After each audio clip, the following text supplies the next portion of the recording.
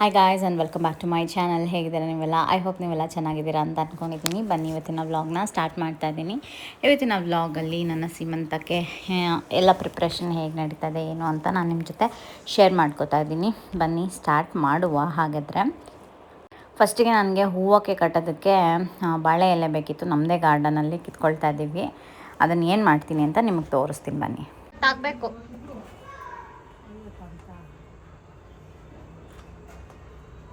ಎಷ್ಟು ಸಿಗುತ್ತೆ ಅಷ್ಟು ಒಂದು 3-4 ತಗೋ ಸಾಕು. ನೋಡಿ ತೋರಣ ಎಲ್ಲ ಆಗಿದೆ. ಸೊ ಇದು ಹೂವು ಕಟ್ಟಿ ಡೆಕೋರ್ ಮಾಡ್ತಾರಲ್ಲ, ಸೊ ಅದಕ್ಕೆ ನಾನು ನಮ್ಮ ಮನೆಯಲ್ಲೇ ಬಾಳೆಗೊನೆ ತುಂಬ ಚೆನ್ನಾಗಿ ಬಿಟ್ಟಿದೆ. ಹಾಗಾಗಿ ಅದನ್ನು ತೊಗೊಳೋಣ ಅಂತ ಹೇಳಿಬಿಟ್ಟು ತೊಗೊತಾ ಇದ್ದೀವಿ. ಅದು ಕೆಂಪಾಗಿದೆ, ಅದು ಬೇಡ, ಕೆಂಪಾಗ್ಬಿಟ್ಟಿದೆ. ಬೇಡ. ಇದು ಸಿಗುತ್ತಾನ? ಅದು ಇನ್ನೊಂದಿದೆಯಲ್ಲ, ಇದು ಕಿತ್ಕೊಳ್ಳಮ್ಮ. ಹಾಂ ಅಲ್ಲಿ ಅದೇ ಕಿತ್ಕೊ. ಅದಕ್ಕೆ ನಾನು ಕೇಳಿಸ್ತಾ ಇದ್ದೆ. ಸಾಕು ಸಾಕು ಸಾಕು ಬಿಡು. ನೀಟಾಗಿ ತೊಳ್ಕೊಂಬಿಟ್ರೆ. ನಮ್ಮಮ್ಮಂಗೆ ಸೋಮನ ಗಾರ್ಡನಿಗೆ ಬಿಡೋಕೆ ಭಯ ಆಗ್ಬಿಡ್ತು. ಎಲ್ಲ ಕಿತ್ಕೊಳಕ್ಕೆ ಹೋಗಿ ಮರನೇ ಕಡ್ಗಿಡಿದ್ಬಿಟ್ಟಾರು ಅಂದ್ಬಿಟ್ಟು ಅವ್ರನ್ನ ಬಿಟ್ಟಿಲ್ಲ. ನಮ್ಮಮ್ಮನೇ ಹೋಗಿ ಕಡಿತಾ ಇದ್ದಾರೆ. ಇವಾಗ ಅದನ್ನು ಸೋಮು ಹೋಗಿ ನೀಟಾಗಿ ವಾಶ್ ಮಾಡ್ಕೊಂಬಂದ್ಬಿಟ್ಟು ಕೊಡ್ತಾರೆ. ನಾಳೆ ಏನು ಅಮ್ಮಂದು?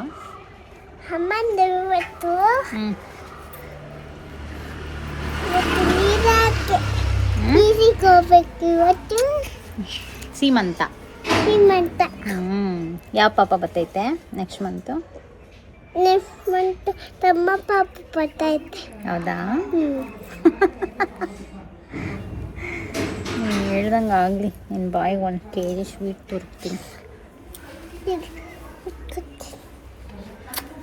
Thank you. ಇಲ್ಲಿ ಕೊಡು. ತುಟಿ ಕೊಡಲ್ಲ? ಇದು ಚೆನ್ನಾಗಾಗಿದೆ. ನಮ್ಮ ಮನೆ ಹತ್ರ ಇರೋರೇ ಕಟ್ಕೊಟ್ಟಿರೋದು. ತುಂಬ ಚೆನ್ನಾಗಿ ಕಟ್ಕೊಟ್ಟಿದ್ದಾರೆ ನೋಡಿ ಹೂವು.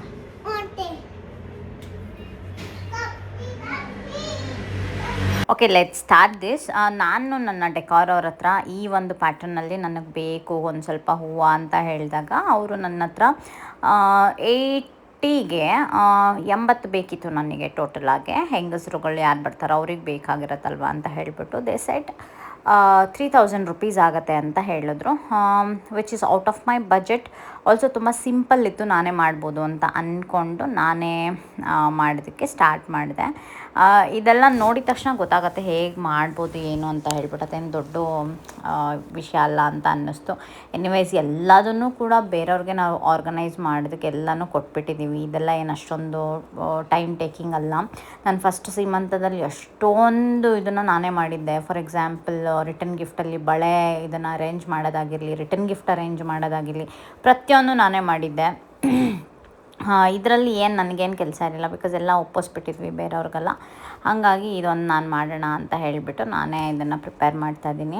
ನನಗೆ ಹೆಲ್ಪ್ಗೆ ಬಂದಿದ್ದು ಚೈತ್ರ, ನಮ್ಮನೆ ಮುಂಚೆ ಕೆಲಸ ಮಾಡ್ತಾಯಿದ್ರಲ್ಲ, ಅವರು ನನಗೆ ಬಂದು ಹೆಲ್ಪ್ ಮಾಡಿಕೊಟ್ಟಿದ್ದು. ಇವಾಗ ಬರ್ತಿರೋರು ಇವನ್ನೆಲ್ಲ ಹೇಳಿದ್ರೆ ಮಾಡೋದಿಲ್ಲ. ಅವ್ರಿಗೆ ಎಷ್ಟು ಬೇಕು ಅಷ್ಟು ಮಾತ್ರನೇ ಕೆಲಸ ಮಾಡೋದು. ಇದು ಎಕ್ಸ್ಟ್ರಾ ಕೆಲಸಕ್ಕೆ ಎಕ್ಸ್ಟ್ರಾ ದುಡ್ಡು ಬೇಕು ಅಂತಾರೆ. ಹಾಗಾಗಿ ಬೇಡ ಬಿಡಿ ಅಂತ ಹೇಳ್ಬಿಟ್ಟು ನಾನೇ ಮಾಡ್ಕೊತಾ ಇದ್ದೀನಿ ಆ ರೀತಿ. ಸೊ ನನಗೆ ಚೈತ್ರ ಹೆಲ್ಪ್ ಮಾಡಿಕೊಡ್ತೀನಿ ಅಕ್ಕ, ನಾನೇ ಬರ್ತೀನಿ ಅಂತ ಹೇಳಿದರು. ಸೊ ಅವರು ಬಂದ ತಕ್ಷಣ ಸ್ಟಾರ್ಟ್ ಮಾಡ್ತೀನಿ ನೋಡಿ. ಫಸ್ಟ್ ಎಲೆನ ತೊಗೊಂಡು ಇದನ್ನು ನೆನೆಸಿ ಒಂದು ಸ್ವಲ್ಪ ನೆಂದಂಗೆ ಇರಬೇಕು ಇದು, ಆಯಿತಾ? ಇದನ್ನು ಮತ್ತು ಇದನ್ನೆಲ್ಲ ಒಲೆ ಮೇಲೆಲ್ಲ ಇಟ್ಬಿಟ್ಟು ಅದನ್ನೆಲ್ಲ ಮಾಡಬಾರ್ದು. ಅಂದರೆ ಸ್ವಲ್ಪ ಕಟ್ಟಾಗಬಾರ್ದು ಅಂತ ಹೇಳಿಬಿಟ್ಟು ಸ್ವಲ್ಪ ಎಲೆನ ಸುಡ್ತಾರೆ ಗೊತ್ತಾ, ಆ ಥರದ್ದೆಲ್ಲ ಏನೂ ಮಾಡಬಾರ್ದು. ಯಾಕೆಂದರೆ ಕಪ್ಪಾಗುತ್ತೆ. ನೀವು ಒಂದು ಚೂರು ಅದಕ್ಕೆ ಬಿಸಿ ತಾಕ್ಸಿದ್ರೂ ಕೂಡ ಕಪ್ಪಾಗಿಬಿಡತ್ತೆ. ಇದೇ ರೀತಿ ಫ್ರೆಶ್ ಆಗಿರಬೇಕು. ನೀಟಾಗಿ ಮಡ್ಚ್ಬೋದು, ಅದೇನು ಪ್ರಾಬ್ಲಮ್ ಆಗೋದಿಲ್ಲ. ಮತ್ತು ನೀರಲ್ಲಿ ನೆಂದಂಗೆ ಇರಬೇಕು ಅದು. ಸೊ ದಟ್ ಒಳಗಡೆ ನೀವು ಹೂವು ಹಾಕಿದ್ರೂ ಕೂಡ ತುಂಬ ಚೆನ್ನಾಗಿರುತ್ತೆ, ಫ್ರೆಶ್ ಆಗಿರುತ್ತೆ, ಆಯಿತಾ? ಆಮೇಲೆ ಇದನ್ನು ಉಲ್ಟಾ ಮಡಚಬಾರ್ದು, ಸೀದಾ ಮಡಚಬೇಕು. ಸೊ ದಟ್ ಗ್ರೀನು ಮೇಲ್ಗಡೆ ಕಾಣುತ್ತೆ ಚೆನ್ನಾಗೆ, ತುಂಬ ಚೆನ್ನಾಗಿರುತ್ತೆ. ನೀವು ಯಾವ್ದಾದ್ರು ಫಂಕ್ಷನಿಗೆ ಒಂದು 80-100 ಮಾಡೋದಾದರೆ ನಿಮ್ಗೆ ಯಾರು ಪರಿಚಯ ಇರೋರನ್ನ ಕೂರಿಸ್ಕೊಂಡು ಸುಮ್ಮನೆ ಮಾಡಿಬಿಡ್ಬೋದು ಆ ಥರ. ನಾವೊಂದು 80 ನಮಗೆ ಬೇಕಿತ್ತು. ನಾನು 50 ಮಾಡಿದ್ದೆ ಅಷ್ಟೇ. 50 ಮಾಡಿದೆ. ಅದು ಎಲ್ಲರಿಗೂ ಸಾಕಾಯ್ತಲ್ಲಿ ಆರಾಮಾಗೆ. ಯಾರಿಗೆ ಬೇಕು ಅಂತಿರುತ್ತೋ ಅವ್ರು ಮಾತ್ರ ತೊಗೊಂಡ್ರು ಅಷ್ಟೇ. ಇನ್ನು ನನ್ನ ಫ್ರೆಂಡ್ಸ್ಗಳೆಲ್ಲ ಬಂದವರೆಲ್ಲ ಯಾರೇನು ಹೂವು ಮುಡಿಯೋ ಥರ ಯಾರೂ ಅಷ್ಟೊಂದೇನು ಕ್ರೇಜ್ ಇಲ್ಲ ಯಾರಿಗೂ ಅಲ್ಲ. ಸೊ ಆ ರೀತಿ ಈಗ ನಾನಿಲ್ಲಿ 4 ಮಾರು ಮಲ್ಲಿಗೆ ಹೂವು ತೊಗೊಂಡಿರೋದು. ಅರ್ಧ ಅರಳಿರೋ ಅಂಥ ಮಲ್ಲಿಗೆ ಹೂವು. ಇದನ್ನು ರೆಡಿ ಮಾಡಿ ಇವತ್ತೇ 14ನೇ ತಾರೀಕೆ ಇಟ್ಕೊಂಡ್ಬಿಡ್ತಾಯಿದ್ದೀವಿ.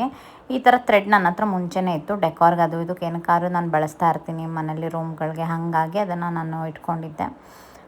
ಎಷ್ಟರಲ್ಲಾಗಲೇ ಚೈತ್ರನೂ ಬರ್ತೀನಿ ಅಂತ ಹೇಳ್ತಾ ಇದ್ಲ. ಅವಳು ಬರೋಕ್ಕೆ ಮುಂಚೆ ಎಷ್ಟಾಗುತ್ತೆ ಅಷ್ಟು ನಾವೇ ಮಾಡೋಣ ಅಂತ ಹೇಳ್ಬಿಟ್ಟು ಮಾಡ್ತಾಯಿದ್ದೀನಿ.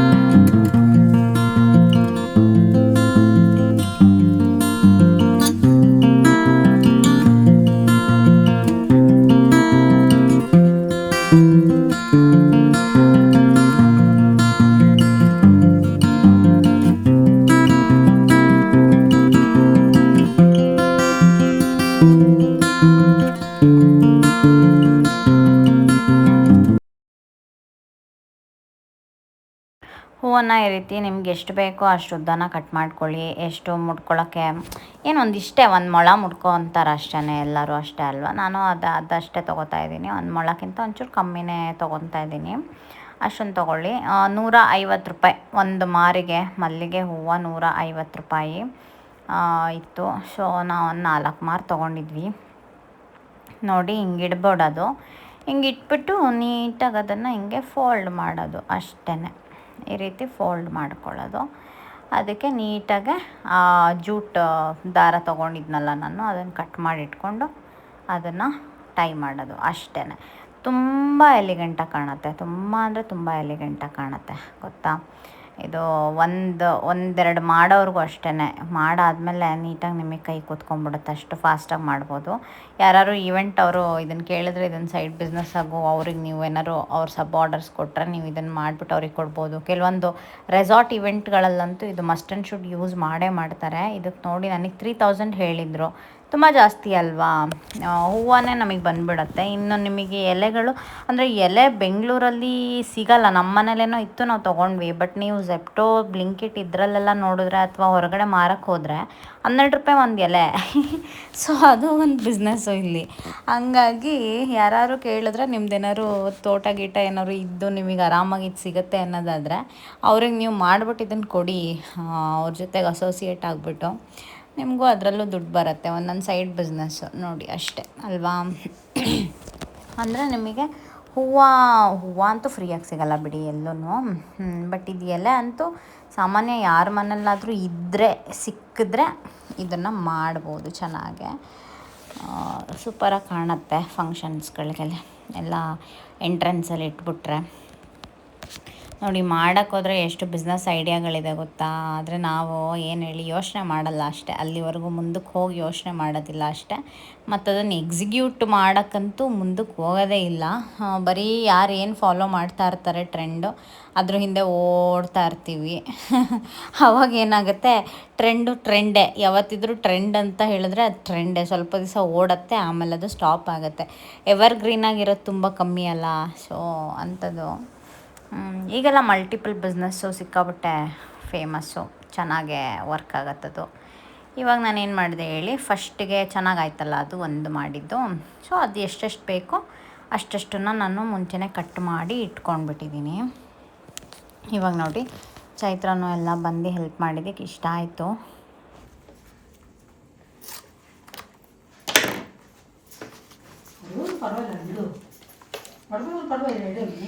ಅಲ್ಲ ಅದು ಆನ್ ಮಾಡಿದ್ದೀನಿ.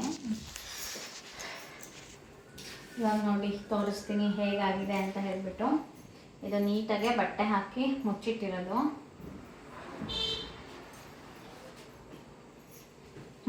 ತೋರಿಸಿ ಸುಮಾರು ಎಷ್ಟು ಚೆನ್ನಾಗಿದೆ. ಇಲ್ಲ ಬ್ಲರ್ ಮಾಡ್ತಾ ಇದೆಯಾ, ಬ್ಲರ್ ಮಾಡಬೇಡ. ನೀನೇನು ಒತ್ತಬೇಡ, ಅದಾಗದೇ ಅದು ಫೋಕಸ್ ಆಗಿರುತ್ತೆ ಆಯಿತಾ.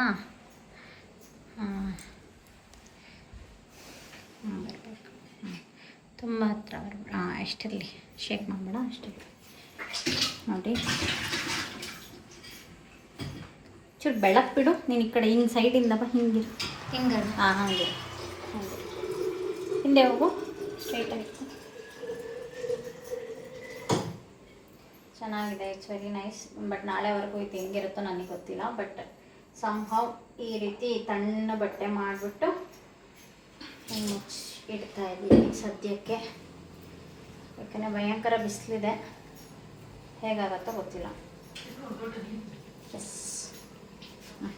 ಬಟ್ ಫಂಕ್ಷನಲ್ಲಿ ನಿಜವಾಗ್ಲೂ ತುಂಬ ಚೆನ್ನಾಗಿ ಕಾಣಿಸ್ತು. ಇವಾಗ ಬನ್ನಿ ನೆಕ್ಸ್ಟ್ ಡೇ 15th ನಾನು ಹೇಳ್ತಿರೋದು. ಇವಾಗ ಹೇರ್ ಸ್ಟೈಲಿಸ್ಟ್ ಬಂದಿದ್ದಾರೆ ಆಲ್ರೆಡಿ, ಭಾವನಾ ಅಂತ. ಸೊ ಭಾವನಾ ಬಂದು ನಮ್ಮ ಸಲೂನಲ್ಲಿ ವರ್ಕ್ ಮಾಡ್ತಾಯಿದ್ರು ಮುಂಚೆ. ಅವರನ್ನು ನಾನು ಹೇರ್ ಸ್ಟೈಲ್ಗೆ ಕರ್ಸ್ಕೊಂಡಿದ್ದೆ. ಎನಿವೇಸ್ ಮೇಕಪ್ ನಾನೇ ಮಾಡ್ಕೊಳ್ತಾ ಇದ್ದೀನಿ. ಬಟ್ ಹೇರ್ ಸ್ಟೈಲ್ಗೆ ನನಗೆ ಬೇಕಲ್ವ ಯಾರಾದರೂ ಹೆಲ್ಪಿಗೆ. ಸೊ ಹಾಗಾಗಿ ಹೇರ್ ಸ್ಟೈಲ್ ಮಾಡಿಸ್ಕೊತಾ ಇದ್ದೀನಿ. ಅದನ್ನು ನಾನು ಮುಂಚೆನೇ ಇಮೇಜಸ್ ಎಲ್ಲ ಅವರಿಗೆ ಕಳಿಸಿದ್ದೆ, ಈ ಥರ ಬೇಕು, ಹಿಂಗೆ ಬೇಕು ಅಂತ ಹೇಳಿಬಿಟ್ಟು. ಸೊ ಅದೇ ರೀತಿ ನಾನು ಕೆಲವೊಂದು ಆ್ಯಕ್ಸಸರೀಸ್ಗಳನ್ನ ಮೀಶೋಯಿಂದ ಎಲ್ಲ ತರಿಸ್ಕೊಂಡು ಇಟ್ಕೊಂಡಿದ್ದೆ ಮುಂಚೆನೇ. ಅದನ್ನು ಅವರಿಗೂ ತೋರಿಸ್ಬಿಟ್ಟು ಈ ಥರ ಬೇಕು ನನಗೆ ಹಿಂಗೆ ಮಾಡಿ ಅಂತ ಹೇಳಿದೆ. ಔಟ್ಲುಕ್ ಸಿಕ್ಕಾಪಟ್ಟೆ ಚೆನ್ನಾಗಿ ಬಂದಿತ್ತು. ವಿತ್ ಸ್ಯಾರಿ ಹೇಗೆ ಕಾಣ್ತಿದೆ ಅಂತ ನೀವು ನೋಡಿ. ನಾನು ಇನ್ನೂ ಜ್ಯುವೆಲ್ರಿ ಎಲ್ಲ ಏನೂ ಹಾಕ್ಕೊಂಡಿಲ್ಲ, ಅದೆಲ್ಲ ಹಾಕ್ಕೊಂಡು ನೆಕ್ಸ್ಟ್ ವೀಡಿಯೋದಲ್ಲಿ ನಿಮ್ಮ ಮುಂದೆ ಮತ್ತೆ ಬರ್ತೀನಿ ನಾನು ಹೊರಡ್ಬೇಕಾರೆ. ಸೊ ಈಗ ಈ ವ್ಲಾಗ್ ಇಷ್ಟ ಆಗಿರೋ ನೀವೇನು ಮಾಡಬೇಕು, it like, share and comment. ಮತ್ತೊಂದು ಹೊಸ ವಿಡಿಯೋ ಜೊತೆ ನಾನು ನಿಮಗೆ ನಾಳೆ ಸಿಗ್ತೀನಿ. ಅಲ್ಲಿವರೆಗೂ Tata and take care. Next ಬರುವಂಥ ಸೀಮಂತ ವ್ಲಾಗ್ ನಿಮ್ಮೆಲ್ಲರಿಗೂ ಖಂಡಿತ ಇಷ್ಟ ಆಗುತ್ತೆ. ನೋಡಿ ಸಬ್ಸ್ಕ್ರೈಬ್ ಮಾಡಿಕೊಂಡು ಶಾರ್ಟ್ ವೀಡಿಯೋಸ್ನ ನೋಡಿ. ಬಾಯ್.